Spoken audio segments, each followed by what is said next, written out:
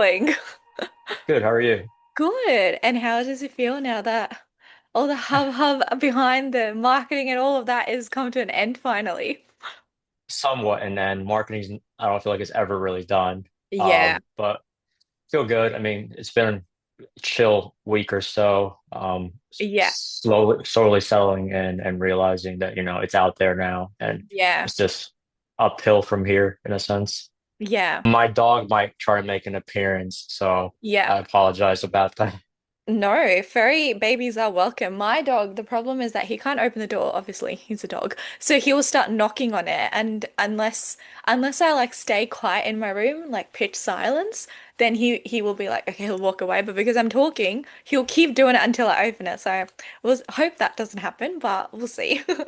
Yeah, I can't leave mines outside the office because he'll start Yeah. he'll start crying. Oh no. Uh, Nah, he'll be fine. And if he does make an appearance, I would love to see him. Well, I guess to start it off with, do you want to like tell the audience a little bit about yourself and the monsters they made us? Sure. So, my name is Frank Jordan Camacho. Well, also the whole name. Well, Frank J. Camacho. I'm born and raised in Jersey. Still live here, my whole life. And I started writing this basically almost 15 years ago, Yeah. um, by hand, not by choice. My family couldn't really afford a laptop, Yeah. so that's why I did it. And yeah, I mean, the Monsters They Made Us came out about a week ago, as of yesterday. Well, the story follows four teenagers in a coastal town called Driftmore. And basically, their family made a bargain with an entity centuries ago. And in this first book, we learn about what those bargains entailed and how it's affecting our main characters. Mm. Yeah. So the book really blends a lot of like dark academia, Mm. some supernatural horror, and a lot of themes of like tradition, grief, and the struggle to break like cycles of darkness, particularly when it comes to your family or your own cycles that you create yourself. So those are some of the themes that you can find in the book. Yeah. No, speaking of the trauma that some of your characters go through, I just, why? Just, why did you do that to some of them? I was like so heartbroken. And it's like every chapter, I was like, give them a break. Like just one chapter of just pure happiness. They're just in a park having a picnic or something like that. But no, none of that. Yeah, I realized that I put them through a lot afterwards, after I Yeah. started getting feedback. Like beta readers didn't really say anything about it, so I was like, all Yeah. right, it should be fine. The editors didn't say much. So then I started getting more feedback from like ARC readers, like, wow, you really put these people through hell and back. And I was like, I mean, it builds character, Yeah. and you got to make it feel like it's earned, like their experiences and like their triumphs, Yeah. or lack of triumphs for some. Oh, I wouldn't Um, prefer it any other way. That the way it's done is exactly how I want it to be because that's exactly what sucked me into the story of each character, and made me interested to learn more about like their heritage and the bargains that their family made out of very selfish desires. And now these poor kids are going through it because of those choices made. And it makes sense. Like it's supposed to be almost traumatic for each character in their own way and exploring those themes so that you can have like, I don't know how you're going to do it, but that's on you to bring those 4 to 5 stories together at the end, and resolve it or not. I don't know. But yep, I prefer it that way. But and it was a roller coaster and it was really fun. But yeah, crazy what they've been through. yep. There's a lot more to go in book two. Yeah. So, And uh, speaking of, sorry, go on. no, you're good. And speaking of like the different characters that we meet, like this was insane to me that you said Dorothy was the protagonist. I did not see it that way whatsoever. I saw 4 POVs and 4 very character-driven stories, although third perspective. So that's another testament to your writing skills to make it so personal. And then Thank you. having like such a depth emotionally as well as from the storytelling perspective for 4 different characters made all of them the protagonist to me. Like I did not see any one person as a protagonist, but I was wondering when in the 15 years of writing the story, like how did you go from developing the character journey, picking which one is to stand out this way or which way, picking like the writing style and how you want to convey their stories? Yeah, it's a really good question. So earlier versions, there was probably like 6 to 8 POVs. Oh, So like wow. yeah, so like some of the secondary characters in this book Yeah. had their own perspectives. And then over time as I like matured and read more and developed my craft more, I realized that might be a challenge and Yeah. confusing for some readers as well. I narrowed it down to there was always like a main four. So, and it was the four that you currently read. Um, and like it just I kept them for and decided that these were going to be the ones that the people were going to get to know, Mm. the ones that the stories were going to be have the spotlight on. I think like having those secondary characters that you had, I guess, drafts of POVs for, but hasn't like made the final cut, that would have still really helped like understanding those characters and seeing what their like influence to the story would be. So in a way, it's just like a character writing exercise that just didn't make it to the final plot.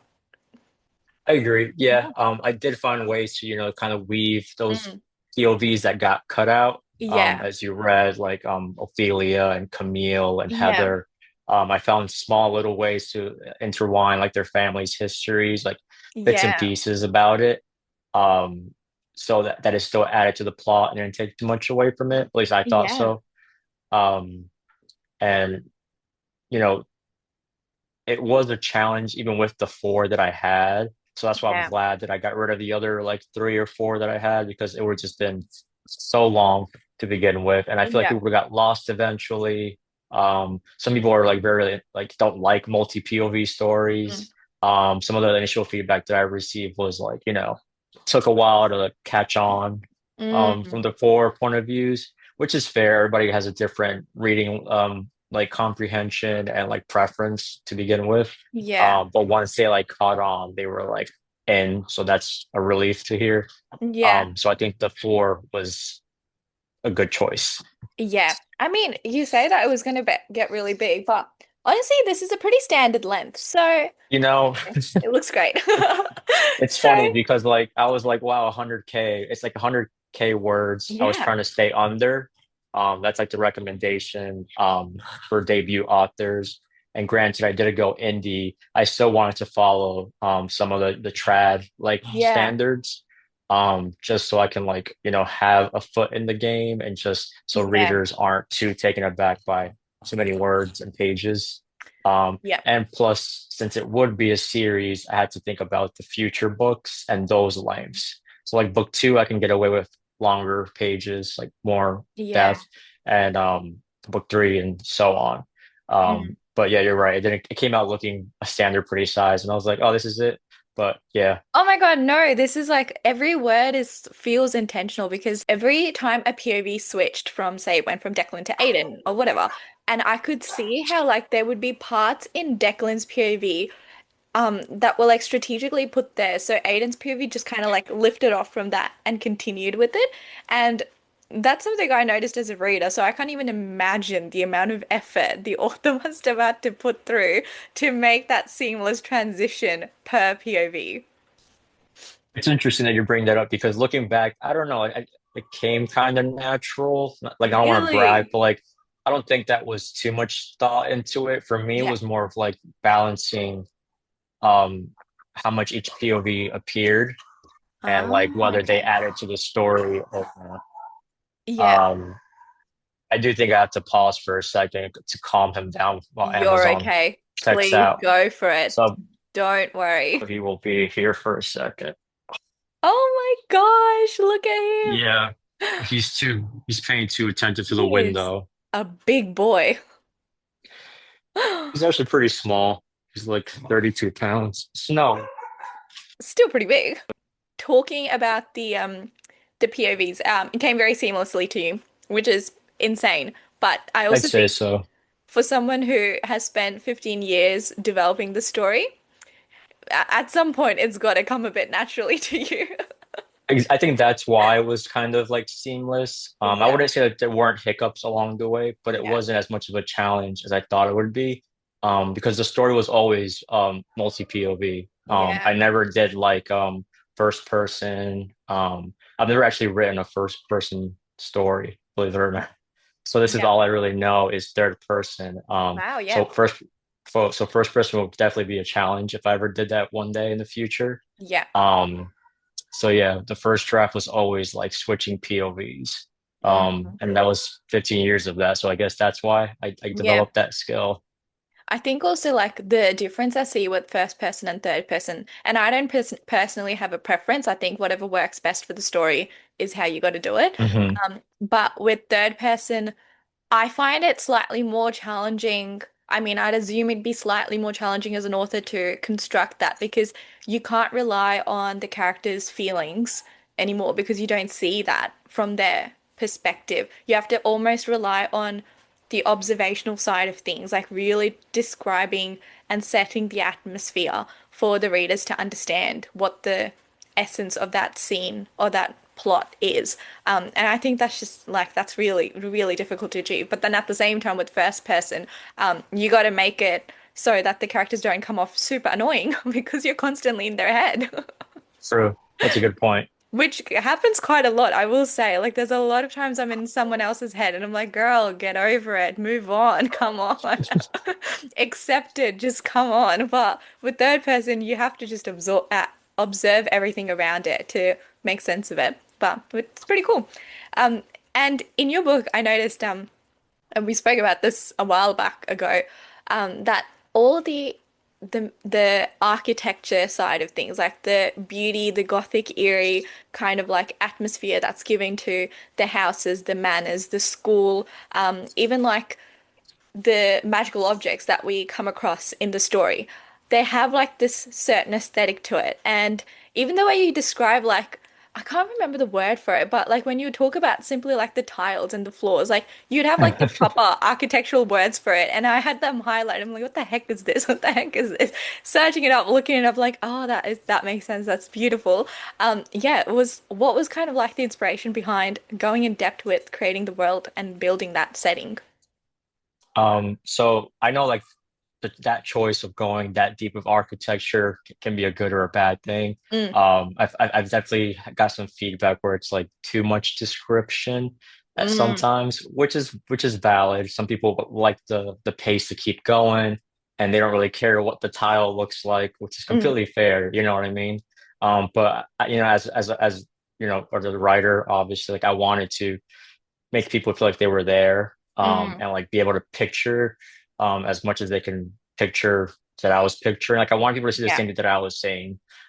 Because like in my head it was like this cinematic Yeah. like atmosphere, and like I wanted to give the story justice Yeah. by describing it that way. But a lot of that architectural choices came from a visit to Newport, Rhode Island, which I think we may have talked about. Yeah. Um, I think it All was I know probably like is Rhode Island is up there, coast side. yeah. That's it. Well, it's like 3.5 hours from where I live. Okay. Um, yeah, and I went there probably like 6 years ago Mm, once, and then I went like every other summer after that for like 5 years straight. And that was the first time that I really experienced like gilded architecture, which is a lot of mm, the influence that went into the mansions, even the school in the book. yeah. And a lot of the mansions came from like the Vanderbilts. And they were mostly summer homes at the time, interesting enough, they were like twice the size, not twice, but like Yeah. quadruple the size of most average houses. Yeah. So I drew a lot of inspiration from that.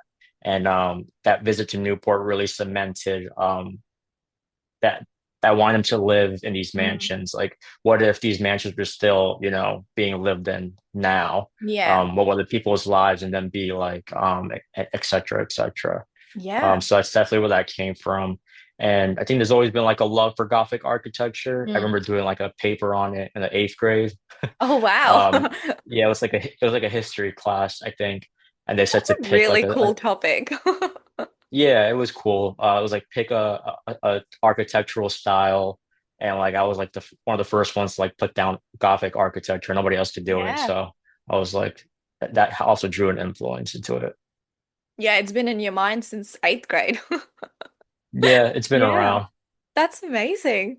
And with how, like, something that pulled me into wanting to read your story was the marketing of it. First of all, the Mm. fact that indie authors create every marketing graphic themselves is insane because I, as a Bookstart account, struggle so much with getting the aesthetic right. So good job on you guys for making that work. Um, but yeah, there was a marketing post with like, oh, if you've enjoyed like CW shows, and as someone who religiously every day after school, first thing I would do, Vampire Diaries, the originals, and Teen Wolf. That was my go-to Yep. every single day. And I think I even skipped school for the finale when it was coming out. I was like, screw it, I'm not going. I've got things to do. Like that's how much I enjoyed that. And the book was like sort of like compared to like the emotional entanglement and kind of like the vibes of you would get from those CW shows, which I absolutely did get. Like that was like on point marketing, by the way. And I was wondering like how much have TV shows and books of a certain nature inspired your story? Has it changed along the way, or have you had like a kind of concept from the very start and it's just built from there? Um, TV shows have a huge influence, as you just Yeah. said. Like that's I think I forgot at what point I started marketing it that way. Like comparing it to like CW shows and like Teen Wolf, which is obviously MTV. Yeah. Um, which I know is kind of like an outlier in what authors usually market. They usually Mm. compare like use comps like books. Yeah. Um, but I've found it very difficult to like, narrow it down to books that are like mine. Not that mine is this most unique thing, but I did feel like the TV shows would sell the Yeah. image better. Yeah. Um, just because I mean maybe it does exist, but I have not read one that Mm. follows this like format. Like the vibes and elements Yeah. are sure like in a lot of dark academia books, and like some other like magical realism books. Yeah. But TV has definitely been a huge influence. Mm.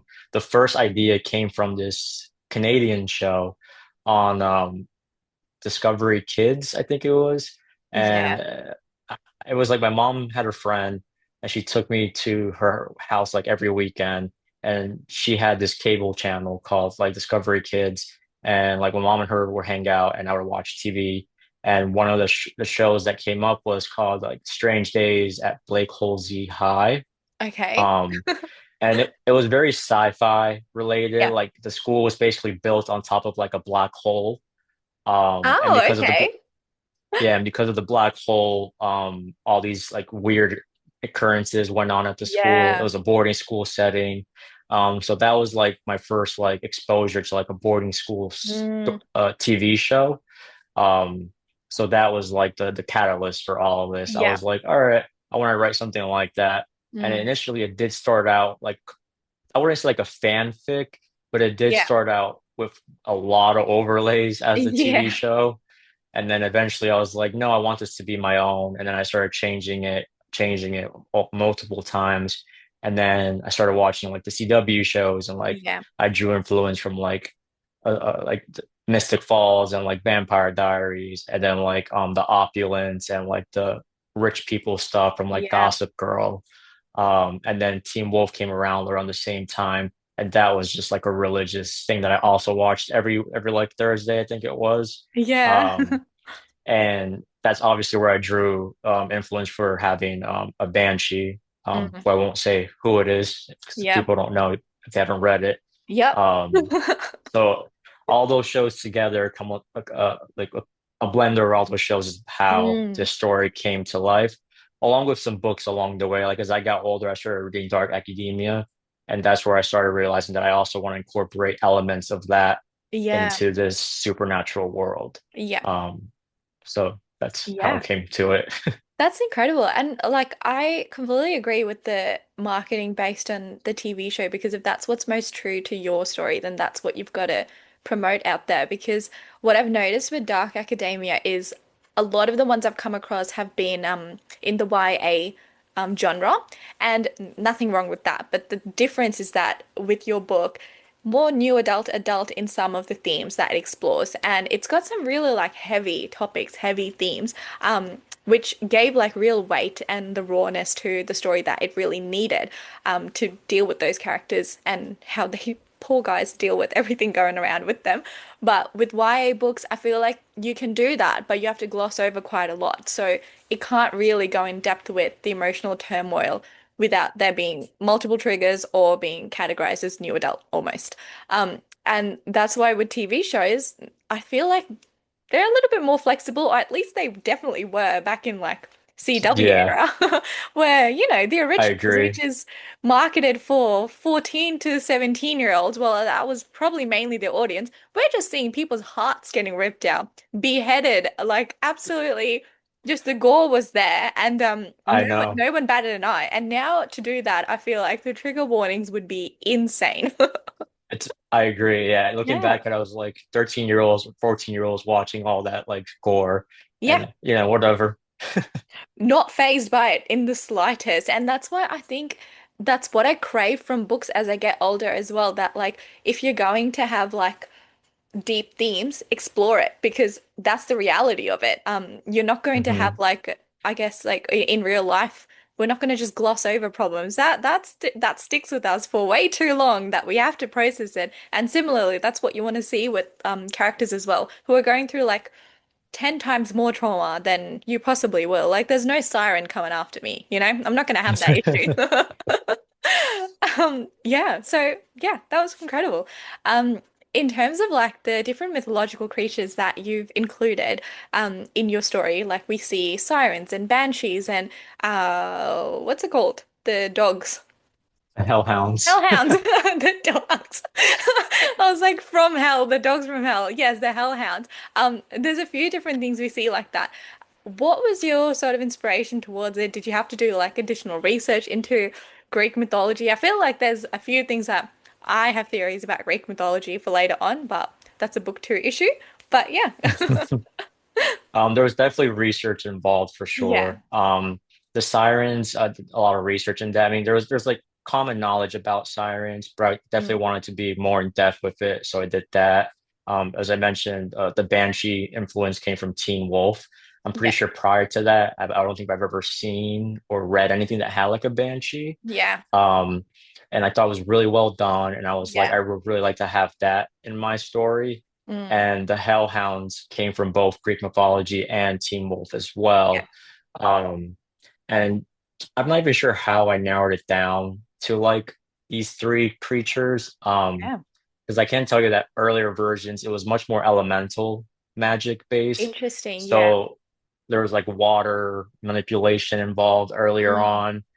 But I was like, I don't want to do like elemental based. So I want to do more like monsters involved, yeah. like creatures. So the next closest thing was sirens or mermaids. Yeah. And then the hellhounds are related with fire. And Mm, I kind of just kept those two elemental portions into it. But yeah. there was definitely a lot of research that went into it.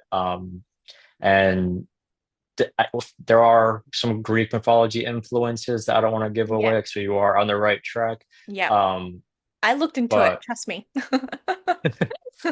that's kind of how I came upon it. Yeah. And I still read about them every now and then just to make sure that I'm portraying them accurately or Mm, not too.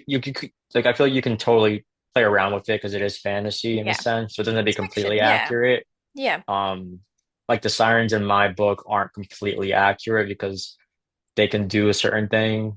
I don't know if Mm, you remember, yeah. but they can be both places at once. And And they I'll leave can't it do at certain that. things as well, which I need to know more about very soon. Exactly. So Yeah. you could definitely switch things up, which I think is one of the best things about writing. You can use something that's known, but also twist it in your own way that Yeah. works with your story and your characters. At the end of the day, that's what mythology can is should be used as in books, like taking inspiration from and kind of mixing it up and building it as your own. Because we do have Hmm. the original Odyssey and Iliads and whatnot that are diving into those creatures with the original myths. So let's leave it at that and like let's have new takes on it. Absolutely. But Agreed. I think there was like one point, and I won't talk about it because like the actual plot point of it, but um this was like when Lola, she's so badass and I love her. She just like takes like this object and like just dumps it. Oh, yeah. I was like, which Yeah, one I'm is that? I trying to was like like, yeah. not say what it is. And Declan's just looking at her like, I just said don't do that. And she's like, ah, it's worth a shot, and just walks away. And I actually laughed so hard. I had to put it down, and I was like, I love her. Round of applause for her, because up until this point, She was like, you just mean. But at that point I was like, nah, she's got a lot more to her and she's incredibly funny. I'm really glad to hear that. Yeah. She was the most fun to write out, in my Yeah. opinion. You're living And out your Dorothy, mean girl dreams through her and Heather. yeah, Oh, and was it Dorothy Camille? as well. Yeah. Heather as well. Yeah. Um, but Lola was a lot of fun, and I knew I wanted to give her layers and like Yeah. make her that character that you either like or hate, Yeah. or you can do both, like and hate her. Mm. And based off, reception so far, I think I accomplished that. Oh yeah. Where people didn't like her, and then they ended up like, wow, okay, I actually do like her, and then no, Yeah. I hate her, and then it's like, she's not that bad, she can stay. It's was Um, yeah, absolutely. It's like I know why you are the way you are, but stop being the way you are because I want to like you because I get why you are the way you are. But exactly. there was like a point towards the end where she got very emotional and then immediately she walks out the room, wipes away her tears quickly, straightens out her dress and just head first like walks into trouble again. And she's just like, I gotta fix it, I gotta deal with it, that's my role, and goes with it. And I was just like, girl, give yourself a moment to cry. That's okay. Oh, Yeah, and then on yeah, the it's other definitely. flip end, yeah. And on the other flip end, the other person is just fully like dying, completely like giving up on life. And it's like cool to see the parallel where one is like dealing with emotions and you can see how hard he's taking it. And the other girl is just like suppressing it, don't want to think about it, don't want to talk about it, move on from it, whatever. If there's a problem, Yeah, it's a problem. yep, that's Lola for you. Yeah. She's turned out to be, I've done like mini polls with ARC readers, and not just ARC readers actually, and she is consistently with Aiden on the top. And I'm just so Yeah. shocked by it because especially Aiden is like top favorite. And I'm Oh like, yeah. not to like downplay him, but like I didn't write him out to be a favorite. So it's till this moment, I'm like super fascinated whenever I ask somebody who finished an arc, and I'm like, "So who was your favorite?" And they're like, "Oh, Aiden." I'm just like, Yeah. "Okay, of course." Yeah. At this point, I'm like, "Of course," because it's like it's consistently Aiden, and then like a very small percentage is like Dorothy, and I'm pretty sure everybody hates that. There's like two, Really? three. There's like two, three people who like who said No. Declan as their favorite. And I'm Yeah. like, I guess I did make him a little like toxic towards the end. Um, I don't know. Mm, Somebody yeah, I described him see as what like you mean. Yeah. I I think think somebody described him as like a pretty boy with sad problems. And I was like, there's more to him than that, I think. okay. Well, yeah, okay, I see that. I see where they're coming from. I can't say agree because I loved all of the characters. If I I had to pick a know. favorite, like I can't distinguish between like who would be better or worse because they all had their own storylines that was so unique to them. Dorothy, I just need to give that girl a hug. Like that girl, I feel so bad for her. Lola, if I try to hug her, she might slap me, so I'll stay away from her. But I'll keep rooting Yes, her for her from the sidelines. Um, I will say Heather, I don't really like her at the moment. I'm hoping she no has. one does. Yeah, we don't talk about her. But because she doesn't have a POV, I honestly don't want to know more about her until she has a redemption arc because my gosh, she can be so mean. Yep. You were just living your Gossip Girl fantasies through those two. Oh yeah, definitely. Yeah. That's where that influence came from. Yeah. So I mean, I had fun writing it out, Yeah. Just unleashing all the intrusive thoughts. basically. Yeah. And Um, then but with yeah, it's Declan, yeah, sorry. no, I was gonna say, yeah, Aiden has just been consistently a favorite, so I'm Yeah. just it's very fascinating to me. Because I actually thought he would be the least likable. Like I thought he was gonna be boring, if anything. The underdog Um, wins. yeah, it seems so. I think it's because So he's the only one who had no, not only had no clue what's going on, but like he went through a very like closed betrayal process throughout the story. And I think that's why that's one of the reasons. The second is that obviously like the romance-ish sort of subplot definitely Mm. pulls like the banter. I know you said that like you don't write romance well, but I don't know what you're talking about, man. The banter was Oh, hilarious. well, thank you. And I think Yeah. that's another reason why people feel sucked into that story because they're rooting for the one character who has something good going for him. And they're just like, let's keep that. Maybe that's a good point. Yeah. I mean, Yeah. yeah, he has been the top, like I said, and Lola. Yeah. And then Dorothy third, and then Declan's last place. Oh, poor Declan. Well, Um, I know that like Declan will have a lot coming up for him in the next book yeah. because I got, first of all, I was sad by like what happened with him at the end, and then I was traumatized by like the last sentence that happened with him at the Oh end. And I was yeah. like, hello? What do you mean? Let that man live. But I was really seeing him as like, like Void Styles from Teen Wolf. Hmm. That's where my brain was That going with his trajectory. And I was like, oh, I need him to go just batshit insane and then we can pull him back. that's probably one of the best seasons of Teen Wolf. The best one. And the most emotionally draining one, I'd say. Hmm. But I yeah. would. Oh yeah, with Yeah. Allison and everything. Yep. Yeah. That was not okay. I'm still not over that, but oh, whatever. I think I need to rewatch those TV shows. I kind of miss them I now. think I just rewatched it a few months ago, and I'm like, maybe Yeah. it's time to do it again. Yeah, I always go back to it. It's just good classics now. In terms of like writing your characters like with Declan, Lola, Aiden and Dorothy.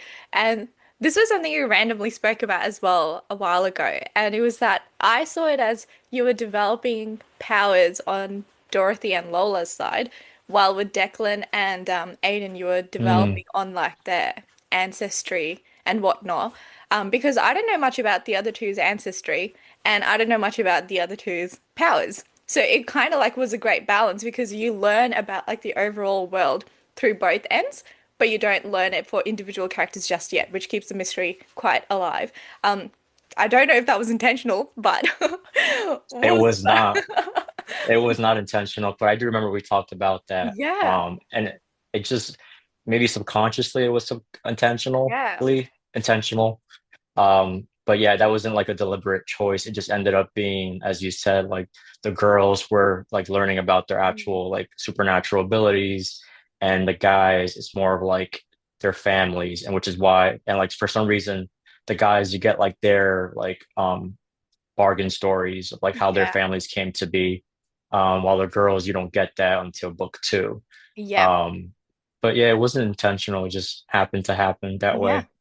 And it makes sense because especially with Dorothy, like she doesn't know her backstory yet. She knows nothing about Hmm. herself. She's just thrown headfirst into danger and she's just learning along the way. Yeah, looking like Yeah. I said, looking back, I didn't realize that it was just back to back to back. Oh yeah. Um, but I really want her to have like that angry moment, Mm, like that rate, like female rage, I guess you can call it. yeah. Um, Oh, and she was like getting just there towards the end. yeah, where it's like you're just tired of so much like negativity going on Yeah. and being confused and lost, and I guess in a sense betrayed because of the things that she learns along the way. Yeah. So she's definitely going to be growing into a much stronger character in the Yeah. second book. As like a little tease or sneak peek, I guess you could say. Yeah. Um, Like a Daenerys Targaryen sort of yeah, arc. there's a lot of plans for all of them. Yeah. Yeah. No, I'm excited to see that. And it was especially heartbreaking because she had that female rage kind of moment and then another plot twist where she's just like, Oh oh yeah. gosh, not again. Poor girl. Have readers influenced any part of like the story or where the trajectory is going, or have you learned any new insights that you probably didn't realize while you were writing it? Yes. Yeah. I've gotten some insights from some readers on things that I can touch upon more in book two. Mm, A lot of them were already like I can say like on my notes to yeah. touch upon, but other them like brought up some good points that are worth exploring without giving away too Yeah. much. Um, but I'm very excited to, provide more and to what dive back. I mean, I have dived back in, but Mm. yeah, just explore like further with these stories and the Yeah. characters and the town and everything. Yeah, absolutely. And especially like with the scenic places that you've placed, like those two main locations, and I'm sure there's more, which in my reread will become a bit more apparent, was the lighthouse, the Silver Shoals lighthouse, and Aiden's Manor. And they both felt like, well, Manor and Maze, sorry. They both felt almost alive because every character that you wrote about had like some kind of relationship and connection to those two places. And we could see that in their flashbacks and stuff that like some saw it as, I don't know, like happy memories, some see it as like really sad memories, some see it as literal death.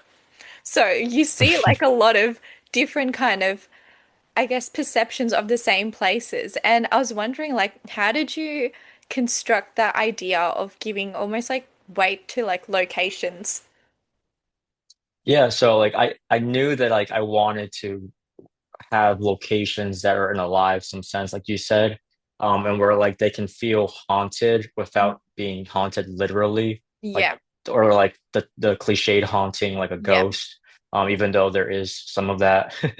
Um, But it's not and I there want specifically. Yeah. yeah, and I want it to be like where like one like how one situation somebody how one place somebody can look at it completely different than somebody else.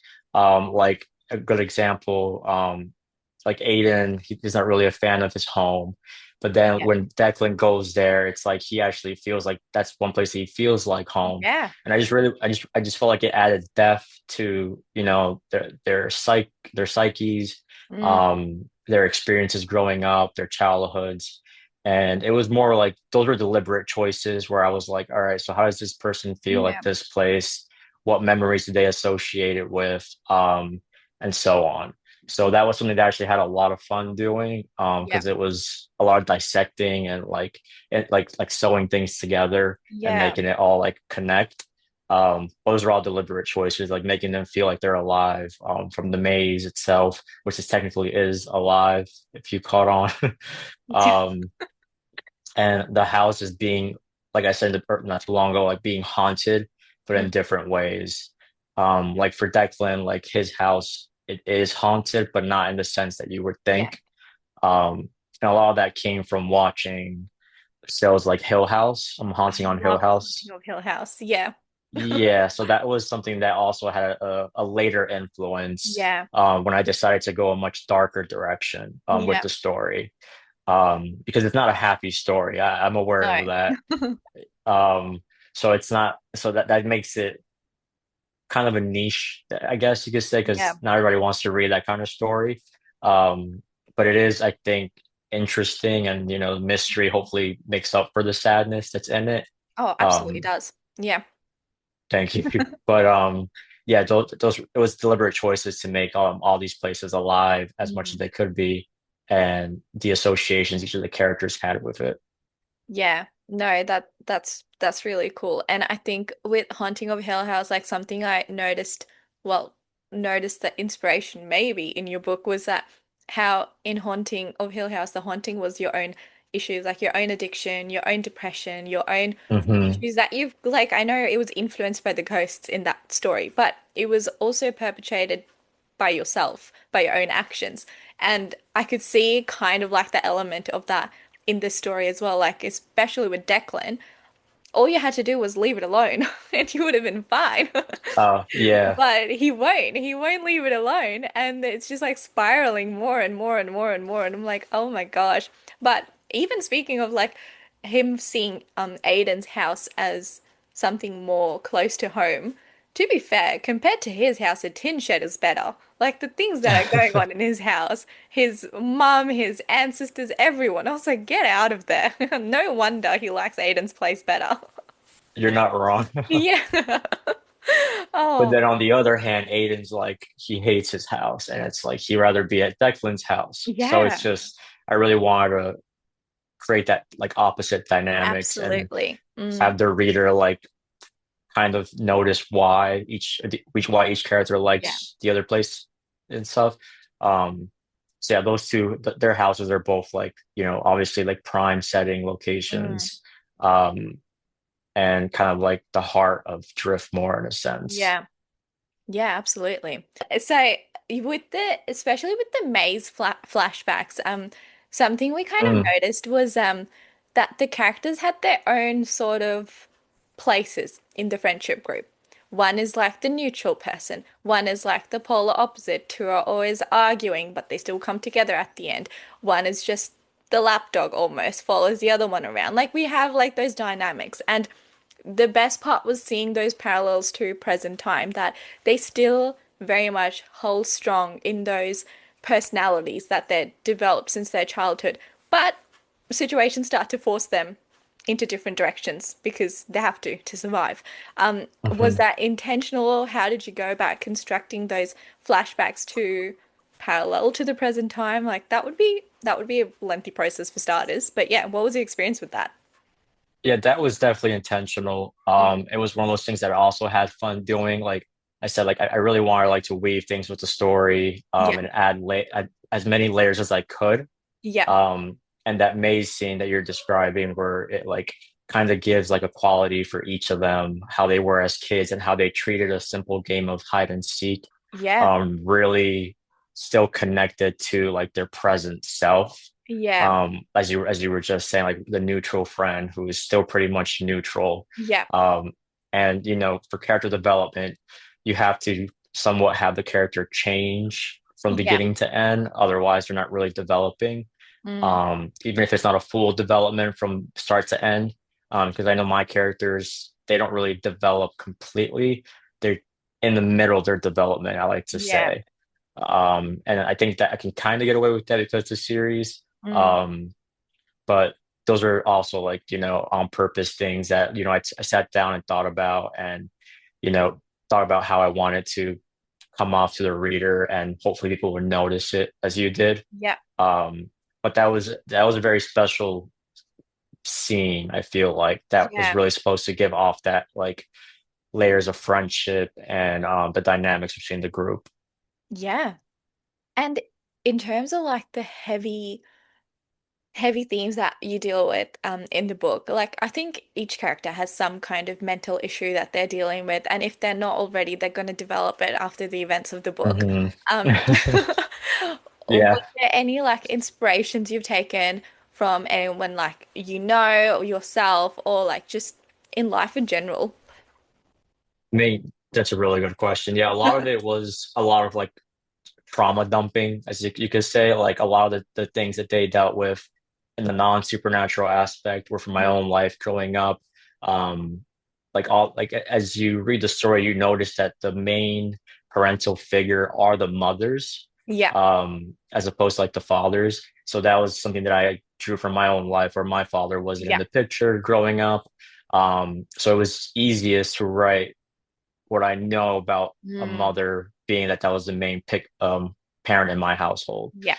Um, and as most writers do when they trauma dump in their characters, I gave some instances of my own mother Yeah. to the characters' mothers. And then just like the mental health aspects of it, like I had my own like experiences with mental health in college, with antidepressants and all that, therapy. So I knew that this story had to touch upon that in some Mm. way. Like that was always going to be a theme with the story. Um, whether I would give like hope or the right answer, well, that's like a whole different topic. Yeah. Um, but I did want to make sure that I incorporated those themes into the story. Yeah. And I basically just broke it into pieces and gave it to each character in ways that made the most sense with their Mm. story. Um, and kind of twisted it in a supernatural lens for some of them. Yeah. I think at the end of the day, that's what's most real to you. And I think authors are always going to have somewhat of a journaling experience through writing their books, Hmm. because where else are you supposed to pull out the creativity and uniqueness from if it's not from within yourself and your own experiences? But whether, Hmm. like you said, whether it has the right answer or not, that's not the point. The journey is definitely the most important thing. And at the end of the day, that's like why we read. Like we read because we want to know we're not alone in whatever we feel, and we just want a little fictional twist to it so we don't have to actually confront them too closely. Exactly. Right? That's one of the things I hope the readers get out of it. Yeah. Well, how is the process of writing the second book though? Because I went to an author event yesterday and they were talking about how book one is great, setting up the characters, world building, setting up the tension, whatever, whatever. Book two, horrendous, hate writing that, the worst experience in the world. Book three, finally good again because you conclude everything. Is that the same for you, or have you I already got want it to mapped out? I want to say that it is not as easy as the first book. Really? Um, What makes it because challenging? I mean, looking back, I've never really written the second book for Mm, this story that I've had for 15 years. It's just yeah. been rewrites and rewrites over and Yeah. over of the same first book with loose book two ideas and book three Yeah. ideas, but nothing as like set in stone as book one was. And Yeah. one of the main, this is more like a writer, I guess, author challenge is figuring out how much to tell in the beginning, Yeah. without info dumping and trusting your readers. Because part of me wants to just rehash everything. I mean, I've Yeah. already done it. It's the first draft, so it's sloppy and it's bad. But I've already like mentioned like 3 weeks ago, like 5 times Yeah. already, which I'm gonna get rid of that eventually. But like I keep referencing like how much time went by from the Mm, first book and the second book. And trying to rehash like the events of book one, the big events in book two. So yeah. that's the biggest challenge for me right now. And I'm kind of just like trying to get out of my head and Yeah. just write because the first draft, it's going to be Yeah. the worst draft ever. And it's better to get it out than not have Yeah. anything written down. Otherwise, book two will never see the day of light. Oh yeah. No, I mean, I don't write books, but with my theses, like that's the same thing. I'm just like word vomit whatever you're gonna do on a piece of paper, and then we'll build from there because yeah, it's horrible. And I read it now and I do like on Word, I do read aloud just because I'm like I don't want to actually read it. I just want someone to read it to me so it feels a little bit disconnected to myself. And it's horrendous. And I need to fix everything again. But at least I think like if there's something broken, you can fix it over if it doesn't even exist yet. So, yeah, just the Hmm. process of it, I guess.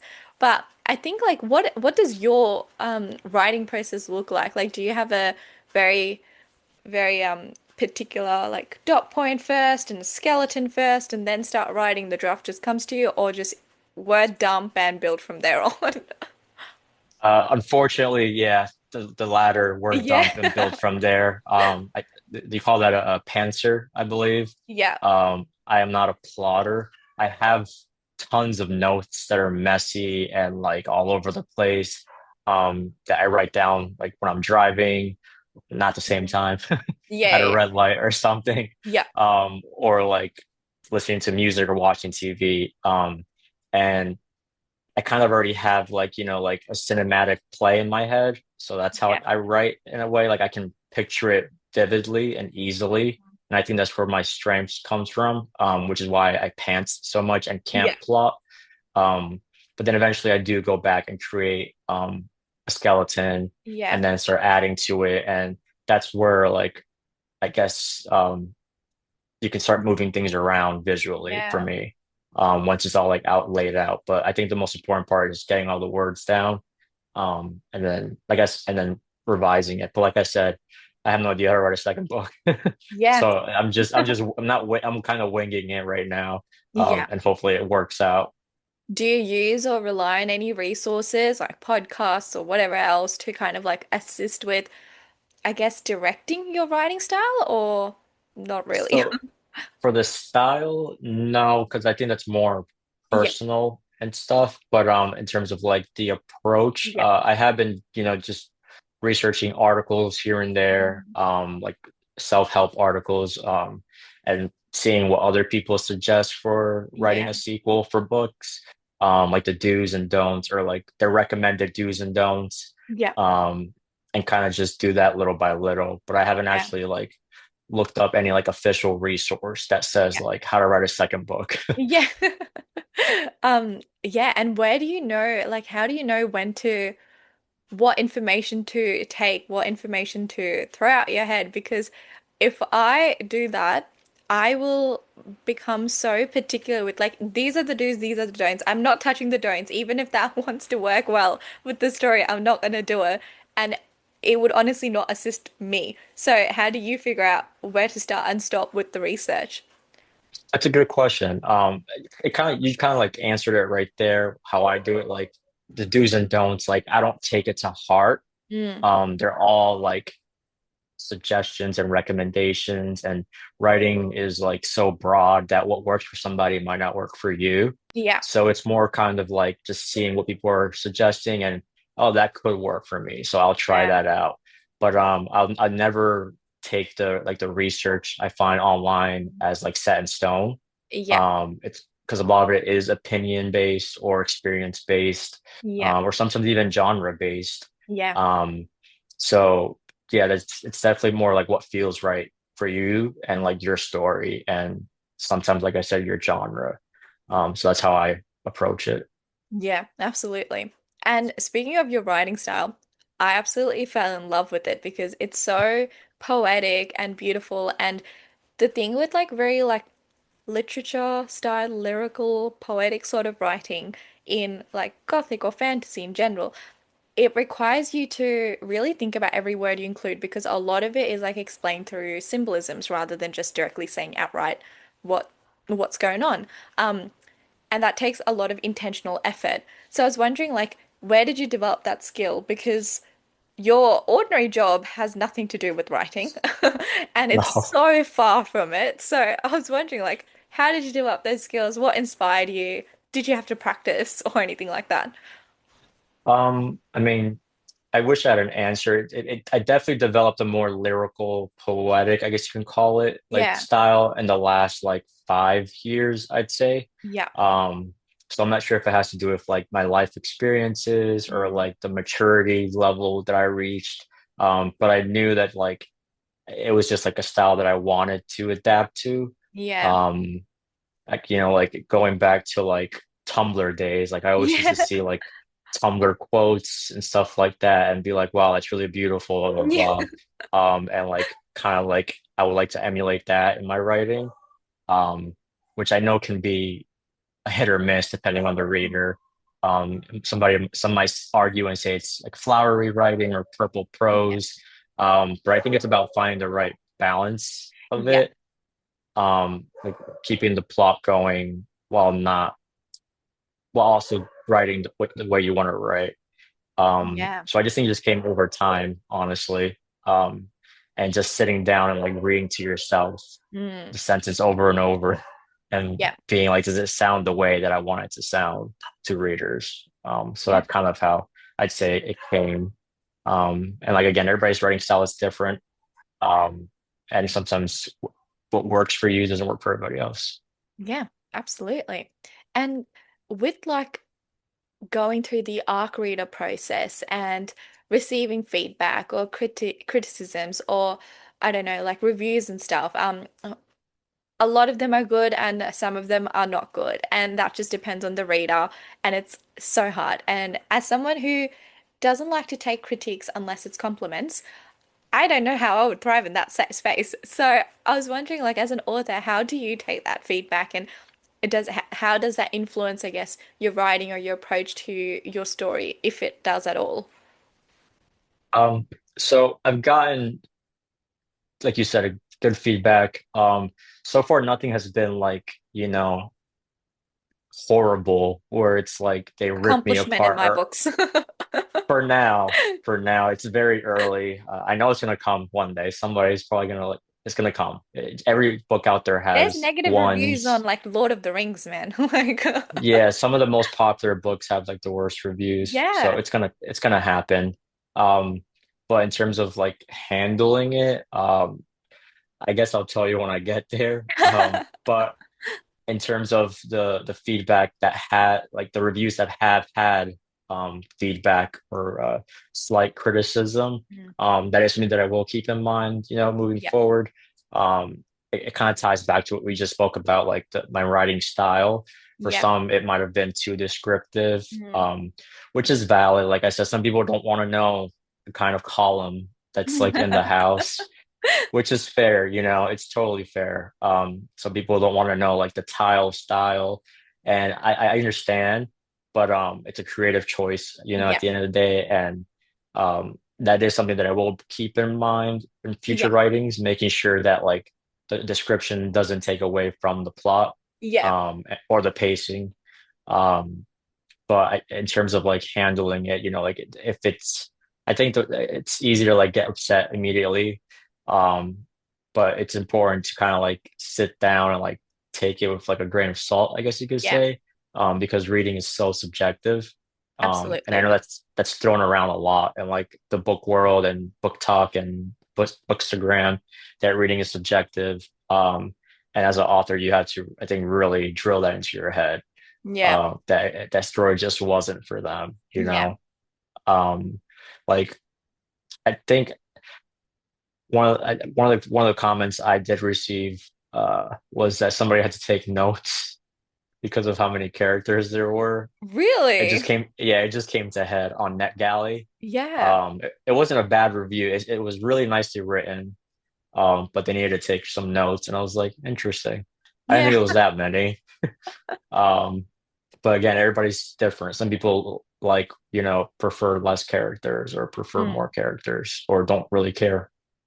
I mean, at the end of the day, like, yes, that's the one side of it. And then there's the other side, like myself, who enjoyed every aspect of it. Like, I liked the architecture, I liked the POVs, I liked that there was Hmm. multiple characters. And I think that there was enough characters, but at the same time, I was craving to want to know about other characters. And I also found that with the shifts in POVs, like, sometimes I can't remember if it was like the chapter titles that would go into like who the POV's about or whatever.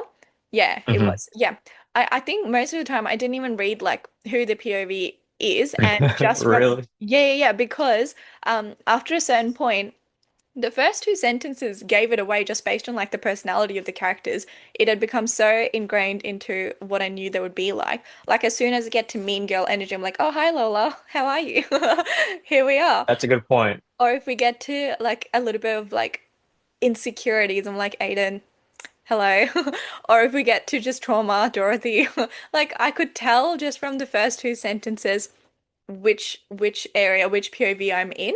And that takes a hot second to get to, like at least up until the part two of the book, because you're obviously developing the personality of the Hmm. characters and you get to learn about them. But yeah, many times I didn't even look at like the title heading. I was just reading through and I was like taking it in. That's So interest. That's yeah, interesting. there's Um, definitely different readers and different styles, and yeah, you get the best of both exactly. sides. Yeah. Yeah. Exactly. So it's all about finding like the right reader. Not that there's a wrong reader, but you don't want to like, if you don't like multi POV stories, and this one wouldn't be for you. Yeah. Um, some people don't like that. But if you do like it, then this is for you. Yeah, absolutely. And with the whole publishing of the book and that process of it, and I know it's hard, like the marketing of it, getting an audience for it, reaching out and finding that audience for the book. What did that process look like for you? Is there anything the like we should keep in mind as readers that maybe helps or is not helpful to indie authors? I mean, I will say it's like the marketing is definitely ongoing. Mm, Um, and a lot of it has been trial and error, I mm. guess. But even like at that point, it's not trial and error. It's kind of just like hoping for the best. Yeah. I wish I could say there was like a science behind it, but it was kind of just, trying to build like an image and like a vibe of the story. Yeah. Um, and just get that out there and like, try not to like try to make it interesting. Think of a hook, things like that. But as for Mm. readers and supporting indie authors, I mean, I guess one of the easiest things, is just like engaging with it. Yeah. Just because we have to deal with like these relentless algorithms that Yeah. TikTok and Instagram. Is part of the Whatever that even journey. means. Yeah. Yeah, I don't have the answer for that. I'm still trying to figure it out. Yeah. Um, but like engaging and reposting, sharing, and all that. Yeah. That's one of the most helpful things, honestly. Um, just because there's really no other way around it. yeah, testament to authors to one, write a book, market it, and then publish it. Like at least my livelihood doesn't depend on it.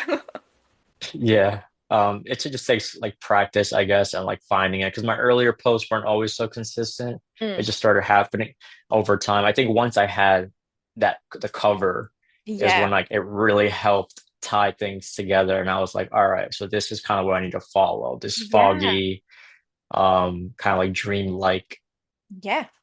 memory, like, yeah. Yeah. That helped a lot once I had that finalized because before that I was just kind of just trying different things. Yeah. Um, but once I had the cover down, I knew like the font and everything to try to use that the same, and the imagery and what I was trying to portray. So What was that's my tip. Yeah. And how did that process of like developing your color, figuring out what works best look like for you? And I know you posted like the different drafts of your covers. So glad you landed on the one you did. Thank you. Me too. Yeah. And yeah, how did that kind of look like? Was there ever like a completely different vision to this? Because a lot of like those other covers had like different fonts and different colors and different palettes almost, but always the same kind of graphics. Yeah. So I worked with two before this designer. I worked with a different one, Yeah. and those I didn't share those online just because I didn't end up working with them. Yeah. Um, but those are so much different, and it wasn't really portraying the message that I was trying to portray. Yeah. Um, so then when I worked with the second cover designer, Tim Byrne, who did those, Yeah. um, he read the manuscript, a pretty decent chunk of it, Yeah. which I think was the most important thing, honestly. Yeah. Like, because I can't speak for all cover designers or like, even the entire process, because like I said, this is my first time Yeah. working with a cover designer, but I would hope that they read the story, because I think that's really important. Absolutely. Um, because you can always provide like a creative what do you call it? I forgot what the word is, but like a creative, not draft, but like proposal of Yeah. like, oh, I want these colors. This is what I don't want. Yeah. Yeah. Yeah. I want it to kind of look like these, but not Yeah. really. But I feel like that only like barely scrapes the surface unless you read the book. Oh, for And sure. so with Tim, like he read the book a good chunk and like he gave me really good feedback about it. Like he really Mhm. liked it. And we agreed before he designed anything that the typography, typography, Yeah. I'm pronouncing it wrong, would be like the biggest thing. So that Yeah. was always there. Um, and then he basically was the one who presented me the cover that you're looking at. Yeah. And like I fell in love with it right away. Mm. We didn't go back and forth and do other designs or anything. It was Yeah. kind of like this is it because he broke it down. Like everything on it had symbolism. Oh my The gosh. water, Yep. yeah, like Got the the water on water, top. siren, Yeah, hellhound, lighthouse. I'm guessing that's Aiden's manor. Maybe there's a bit of fire somewhere. Oh, we've got it the could be pearl anybody's manner. necklace. Yeah. Yeah, The and the astrolabe book something journal thing, yeah. whatever.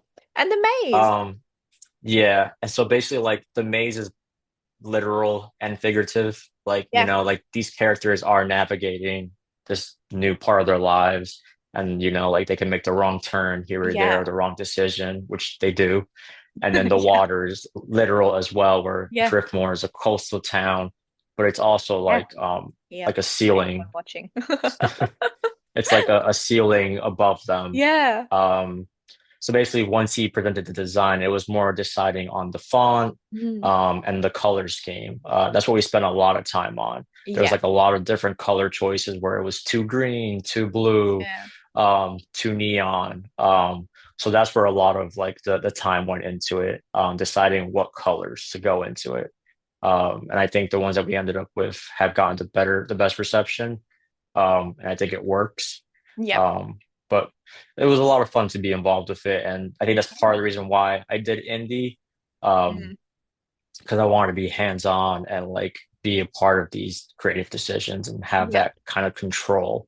And even though I say control, I was still completely open to like anything Tim had to say. Like if he said it Yeah. wasn't going to work, But you have a Like final my approval, which is very important. yeah, You have that kind of, yeah. yeah, because it is it's a representation of your journey, your story, yeah, your 15 years of work. Like you absolutely would want to have a say in that. But that's really cool that you were able to work with someone who really brought the vision to life. And you say that he only read like a big chunk of it. I think he read the whole thing. Like everything's there on the cover. By big chunk, I think like maybe 70%. Yeah, okay, that makes sense. I was like, what are you on about? Some of these things come up like quite later in the story. Yeah, yeah, about like 70, I say like 70%. He got pretty Yeah. far. I had no idea what the cover was going to look like Yeah. ever. Uh, like as good as I am to visualize my writing, Yeah. um, I could never visualize the cover. I just couldn't. It was like Really? I struggled with that for the longest, and I was just kind of like, here's the story. I hope you can come up with something. Makes sense.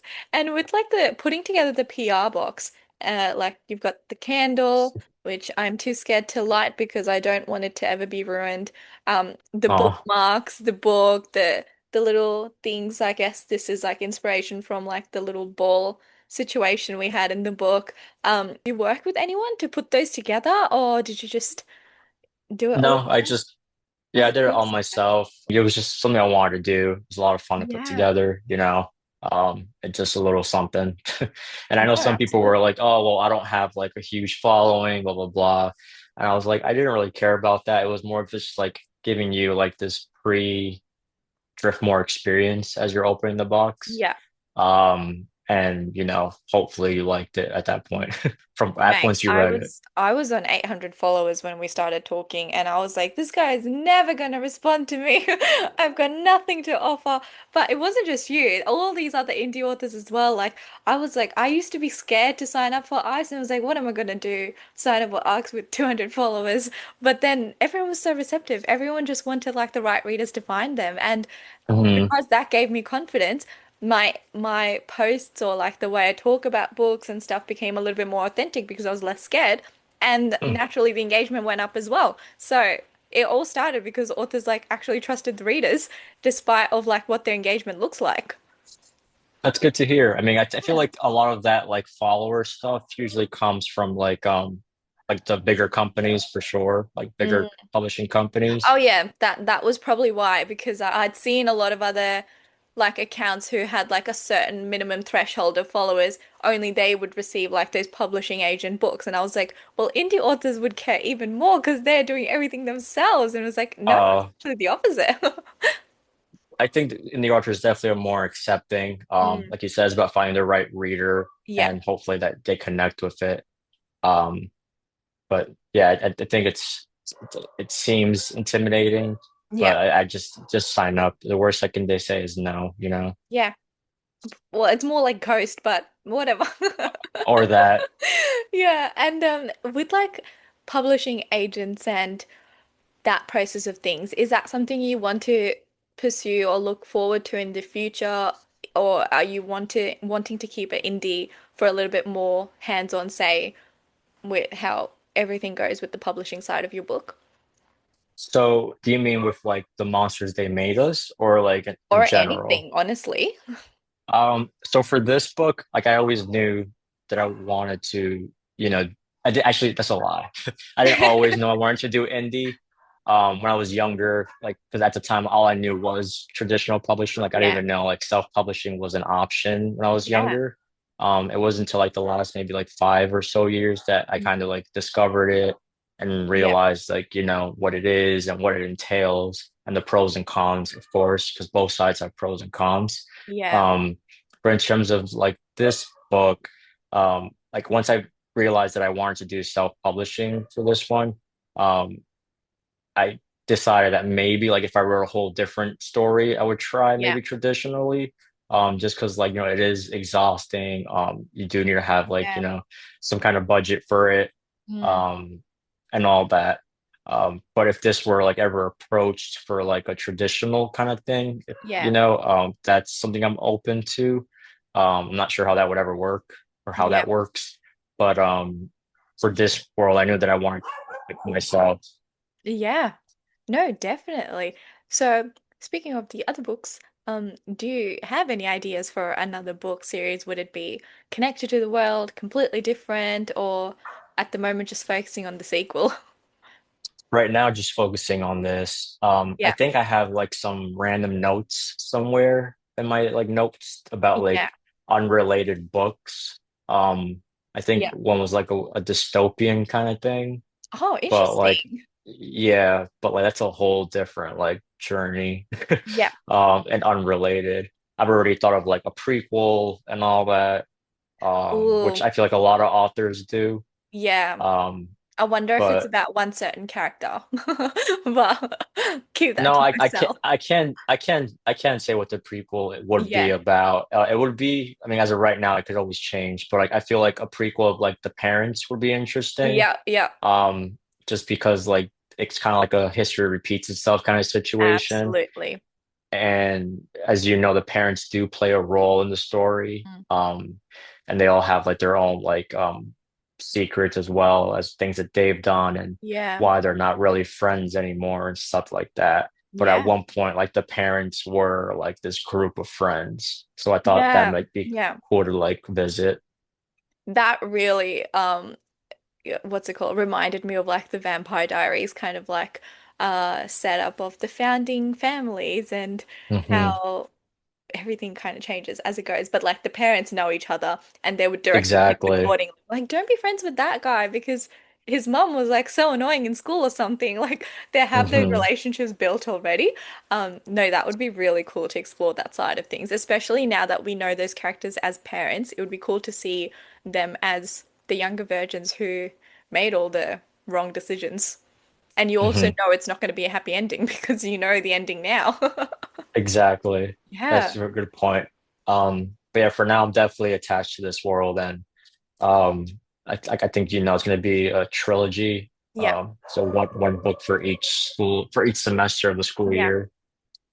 So book two is winter Yeah. semester, book three is spring, and then I don't know about summer. We'll see what how that would be.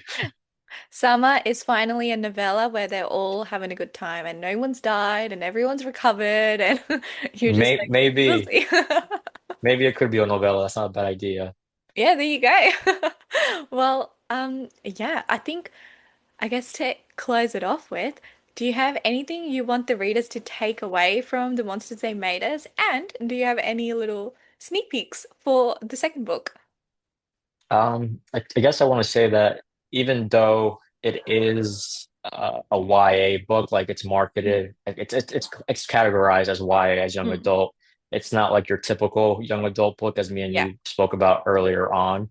But I feel like sometimes YA gets a bad rep in the really? book Yeah. world, at least from what I've seen. Like some people don't want to dip their toes in YA anymore because they might be too grown for it, which is totally valid because Mm. hence YA is young adult.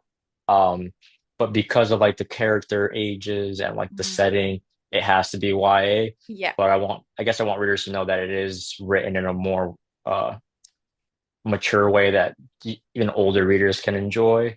Yeah. And not because of like the themes or anything, but just like I feel like the writing style is more Yeah. mature, and can be understood by both age spectrums. Um, Absolutely. and then as for the book two, you were saying book two Yeah. stuff. So I have started writing it. Mm. We were just talking about the like how the process for that is. Yeah. It's really exciting actually because like it's a whole new scenery. It's Mm. winter. I Yeah. feel like I've been stuck in the fall for like ever. Yeah. Um, so it's really interesting going from like crisp leaves to like a snowy scenery and like changing Yeah. up their clothes to all that. And like really diving into further into like their families Mm. and like the bargains that they made and expanding on the loose ends of book Yeah. one, like the cliffhangers. Um, I can't say that you can expect more of like a kind of like a dark Victorian Christmas kind of vibes. I was gonna So it's say, are you going to like reference festivals and stuff? Because I know Dorothy ends up going to church at one point because the girl was like, I didn't I just need God now. Like that's the only thing that can save me. And I was wondering if that kind of like aspect will come into it or play like some sort of role, but like more of an eerie gothic tone to it. Yes, I'll definitely keep exploring Dorothy's role in religion. Mm. And like I said, like the vibes would definitely be like Gothic Christmas Mm. vibe, like dark Victorian. So it's really fun stuff Sounds writing incredible. it. Yeah. Well, I have one final question for you, and that's Yeah. probably the most difficult one. So brace Oh yourself. boy. If you had to pick one song to kind of sum up this book or dedicate to this book, which one do you reckon it would be? Oh wow, that is a hard one. I know. Uh, I have like a playlist of like 400 songs. I know. And that's why I was like, this is going to be a really hard one. I got nothing. That's I would all have to get good. back to you. No, I actually have a song for it. And do you know, I was gonna ask. yeah, Pretty Little Devil by Shia Zamora? I don't. Oh my gosh, you should listen to it. Well, he has a bunch of different songs. That one, and there's another one called Same Guy Monsters. Let me find what it's called. Yeah, it is called Monster, and it's with another girl, but it is with Shia Zamora. Yeah, both of those fit like that kind of dark intensity, but mixed with like Pretty Little Devil is like as explanatory, Pretty Little Devil, and there's a Maybe lot of, maybe lot I of do devils. know it. Maybe I've Yeah. heard it, but Yeah, I'll have you to check definitely it have. out. It blows up on TikTok. And I remember like reading the book and I just happened to like get in the car and that playlist started to play and that was the first song and I was like, oh my gosh, I can't escape this book. It's back here. But that's a song I would say would go well for that. I'll check it out. Yeah. Well, thank you so much for being here today. It was amazing having you, and it was so nice to properly meet you and speak to you after all these months. But I know. it's so exciting to see where this book is going. I can't believe like The Monsters They Made Us is now published, and you are a published and selling author. Like, that's a milestone. Yeah. Yeah. And I can't wait to like see the growth of this story and your journey as an author as well. And I'm here. I'm here. I'm ready for book two. Thank you. Like I said before, like I appreciate your support and all that, your enthusiasm and all that. So thank you. And also thank you for having me. Of course.